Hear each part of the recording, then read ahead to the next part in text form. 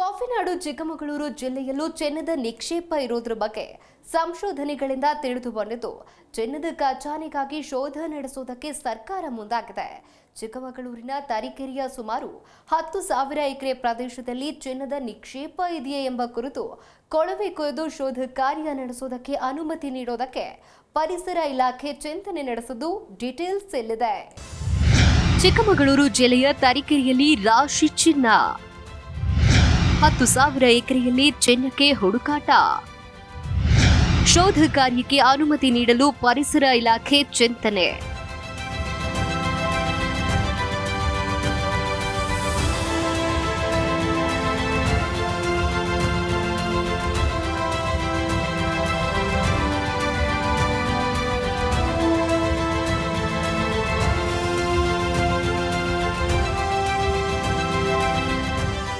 ಚಿಕ್ಕಮಗಳೂರು ಜಿಲ್ಲೆಯಲ್ಲಿಯೂ ಚಿನ್ನದ ನಿಕ್ಷೇಪ ಇದೆಯೇ?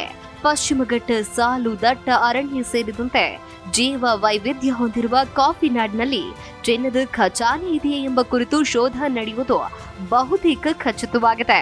ಚಿಕ್ಕಮಗಳೂರಿನ ತರೀಕೆರೆಯ ಸುಮಾರು 10,000 ಎಕರೆ ಪ್ರದೇಶದಲ್ಲಿ ಚಿನ್ನದ ನಿಕ್ಷೇಪ ಇದೆಯೇ ಎಂಬ ಕುರಿತು ಕೊಳವೆ ಕೊರೆದು ಶೋಧ ಕಾರ್ಯ ನಡೆಸುವುದಕ್ಕೆ ಬೆಂಗಳೂರಿನ ಕಂಪನಿಯೊಂದು ಮಾಡಿರುವ ಮನವಿಗೆ ಅನುಮತಿ ನೀಡುವುದಕ್ಕೆ ಪರಿಸರ ಇಲಾಖೆ ಚಿಂತನೆ ನಡೆಸಿದೆ ಅಂತ ವರದಿಯಾಗಿದೆ.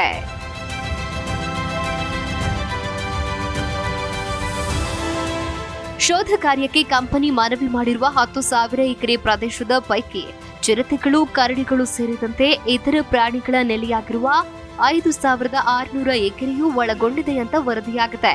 ಔರಂ ಜಿಯೋ ಎಕ್ಸ್ಪ್ಲೋರೇಷನ್ ಪ್ರೈವೇಟ್ ಲಿಮಿಟೆಡ್ಗೆ 10,082 ಎಕರೆ ಭೂಮಿಯಲ್ಲಿ ಚಿನ್ನದ ನಿಕ್ಷೇಪ ಕುರಿತು ಶೋಧ ಕಾರ್ಯ ನಡೆಸುವುದಕ್ಕೆ ಗಣಿ ಮತ್ತು ಭೂವಿಜ್ಞಾನ ಇಲಾಖೆ ಈಗಾಗಲೇ ಪರವಾನಗಿ ನೀಡಿರುವುದು ದಾಖಲೆಗಳಿಂದ ತಿಳಿದು ಬಂದಿದ್ದು, ಅದರಲ್ಲಿ 5,600 ಎಕರೆ ಅರಣ್ಯ ಪ್ರದೇಶ ಮತ್ತು 3,600 ಎಕರೆ ಕೃಷಿ ಭೂಮಿ ಸೇರಿವೆ ಅಂತ ವರದಿ ತಿಳಿಸಿದೆ.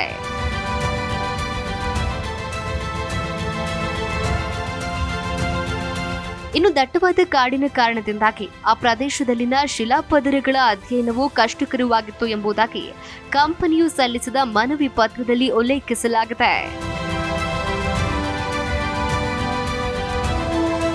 ಹಾಗಾದ್ರೆ ಚಿಕ್ಕಮಗಳೂರಿನ ಎಲ್ಲೆಲ್ಲಿ ಚಿನ್ನದ ನಿಕ್ಷೇಪ ಇದೆ ನೋಡಿ. ಕಳೆದ ವರ್ಷ ಗಣಿ ಇಲಾಖೆ ಆಹ್ವಾನಿಸಿದ ಟೆಂಡರ್ ಅನ್ನ ಔರಂ ಗೆದ್ದುಕೊಂಡಿತ್ತು.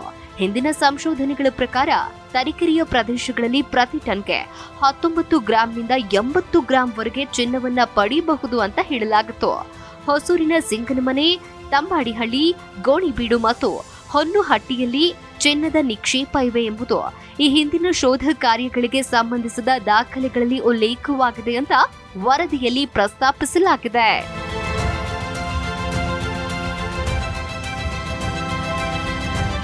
ಪರಿಸರಕ್ಕೆ ಹಾನಿಯಾಗದಂತೆ ಶೋಧ ಕಾರ್ಯ.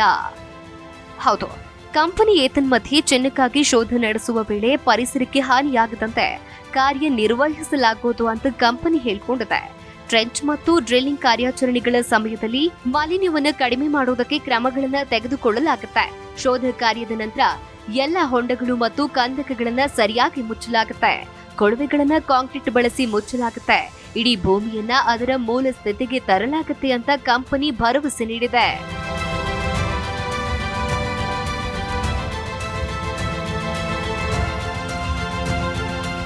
ಈ ಪ್ರದೇಶದಲ್ಲಿ ಚಿನ್ನಕ್ಕಾಗಿ ಶೋಧ ನಡೆಸೋದ್ರಿಂದ ವನ್ಯಜೀವಿಗಳ ಮೇಲೆ ಪರಿಣಾಮ ಬೀರುತ್ತೆ ಅಂತ ವನ್ಯಜೀವಿ ತಜ್ಞರು ಅಭಿಪ್ರಾಯಪಟ್ಟಿದ್ದಾರೆ. ಭಾರಿ ಯಂತ್ರೋಪಕರಣಗಳ ಚಲನೆ ಮತ್ತು ಭೂಮಿಯ ಕೊರೆಯುವಿಕೆಯು ಖಂಡಿತವಾಗಿಯೂ ಪ್ರಾಣಿಗಳ ಮೇಲೆ ಪರಿಣಾಮ ಬೀರುತ್ತೆ. ಹುಲಿ ತಿಮ್ಮಾಪುರ ಮತ್ತು ಶೋಧ ಕಾರ್ಯ ಪ್ರಸ್ತಾಪಿಸಲಾದ ಇತರ ಪ್ರದೇಶಗಳು ಲಕ್ಕವಳ್ಳಿ ಆನೆ ಕಾರಿಡಾರ್ನ ಭಾಗವಾಗಿದೆ. ಶೋಧ ಕಾರ್ಯದ ವೇಳೆ ವನ್ಯಜೀವಿಗಳಿಗೆ ಯಾವುದೇ ತೊಂದರೆಯಾಗದಂತೆ ನೋಡಿಕೊಳ್ಳುವುದಕ್ಕೆ ತಜ್ಞರು ಆಗ್ರಹಿಸಿದ್ದಾರೆ.